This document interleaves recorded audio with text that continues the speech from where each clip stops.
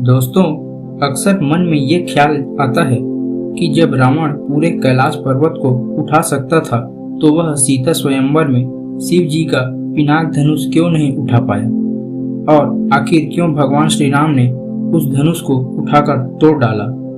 तो चलिए दोस्तों, जानते हैं इसी के रहस्य को। तो चलिए शुरू करते हैं। दोस्तों, भगवान शिव का धनुष बहुत ही शक्तिशाली था।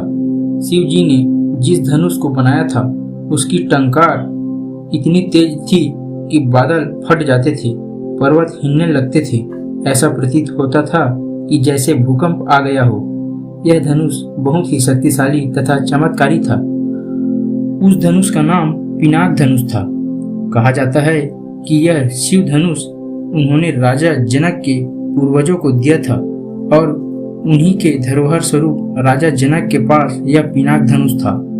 उनके इस विशाल काय धनुष को कोई भी उठाने की क्षमता नहीं रखता था, किंतु भगवान श्री राम ने इसे उठाकर इसकी प्रत्यंचा चढ़ाई और इसे एक ही झटके में तोड़ डाला।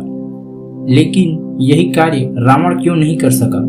दोस्तों, कहा जाता है कि रावण बहुत ही ज्ञानी तो था, शिव भक्त भी था, किंतु वह अहंकारी भी था। वह कैलाश पर्वत तो उठा सकता था, लेकिन शिव जी का धनुष नहीं। उस धनुष को तो वह हिला भी नहीं सका। सीता स्वयंवर में जो भी उस धनुष के पास घमंड करके जाता, अपनी शक्ति का बखान करते हुए उस धनुष को उठाने की कोशिश करता, तो वह धनुष और भी भारी हो जाता था। रावण के साथ भी ऐसा हुआ। उसके अंदर ये अभिमान था कि वह सीता को जीत सकता है, और सीता स्वयंवर में उसने इस धनुष को उठाने का प्रयत्न भी किया, लेकिन अहंकारवश वह उस धनुष को बिल्कुल भी उठा नहीं पाया।